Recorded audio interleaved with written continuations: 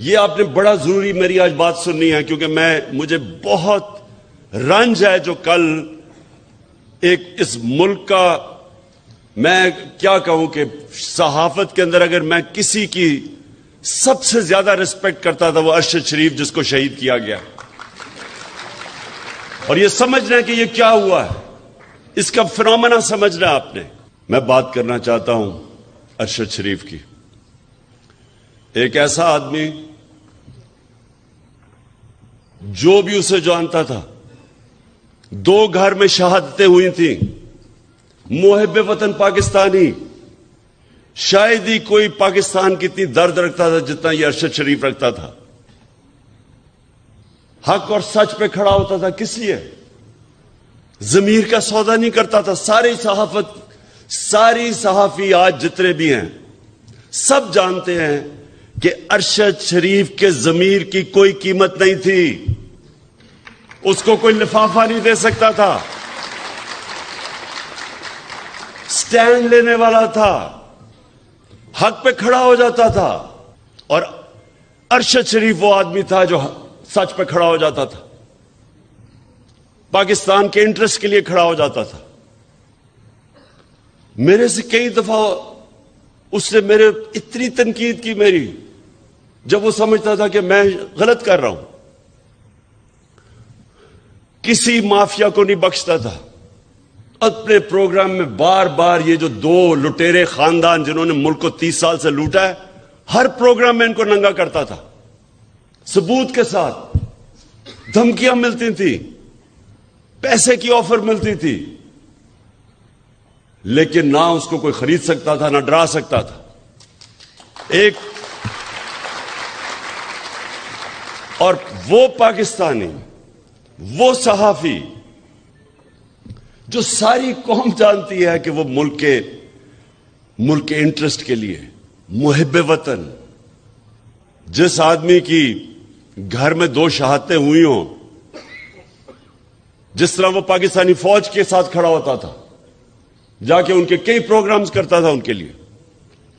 تو یہ آج میں آپ کو بتانا ہوں کہ ٹریجڈی دیکھیں یہ پاکستان کی، اور اس پہ اگر یہ قوم،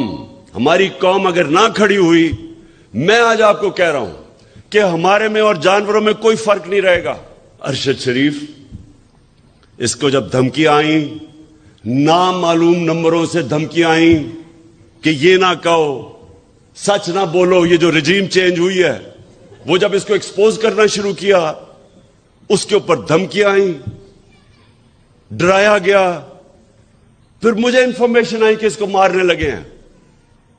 اس کے گھر میں گھس کے انہوں نے ڈرایا اس کو، اس کی فیملی کے سامنے، باہر گاڑیاں کھڑی ہوتی تھی، ڈراتے تھے،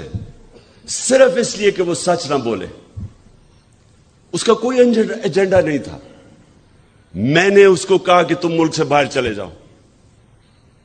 پہلے دفعہ نہیں مانا، پھر میں نے اس کو بتایا کہ مجھے انفارمیشن ہے، جس طرح مجھے انفارمیشن اپنے اوپر تھی کہ مجھے بھی وہ 4 بند کمروں میں جنہوں نے فیصلہ کیا تھا مجھے مارنے کا، میں نے اس کو بتایا۔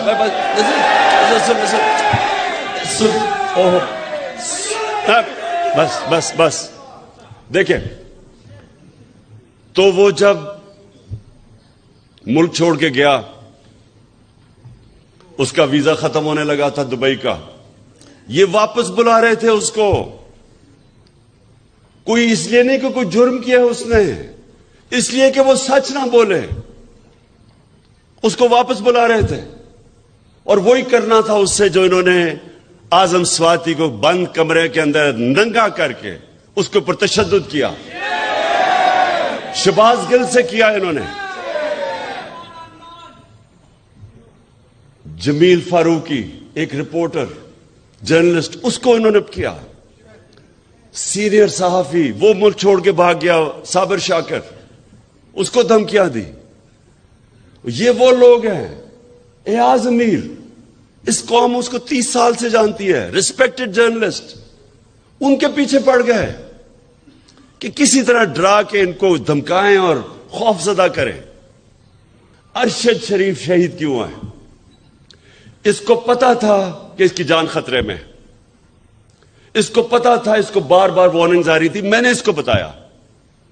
اس کے باوجود ایک دفعہ یہ پیچھے نہیں ہٹا, رائے حق سے پیچھے نہیں ہٹا, ڈرا نہیں. اور آخر میں یہ جو اس کو ٹارگٹ کلنگ کی گئی ہے, یہ جو مرضی لوگ کہیں, مجھے پتا ہے کہ یہ ٹارگٹ کلنگ کی گئی ہے اس کو جو مارا انہوں نے, اس کو شہید کیا. سارے صحافیوں, جتنے بھی پاکستان کے صحافی ہیں, یہ آج آپ سب کے لیے ہے کہ آج آپ چاہے اشرف شریف کے سے متفق ہو یا نہ ہو, یا آپ دوسرے کیمپ میں بیٹھے ہو اور ان چوروں کی حمایت کر رہے ہوں, یا آپ کے اوپر لفافے چلے ہوئے ہوں, ضمیر کے بیچے ہوئے ہوں آپ نے, پھر بھی میں آپ سب کو کہتا ہوں کہ یہ ہے پاکستان کا وہ صحافی جو شاید ہی میں نے ایک اتنا دلیر, ایماندار اور محب وطن صحافی دیکھا ہو جو بالکل اپنے موقف سے پیچھے نہیں ہٹا, جان اپنی خطرے میں ڈال کے وہ کھڑا رہا رائے حق کے اوپر. اور آج ساری میری قوم کو اس کو سلام کرنا چاہیے.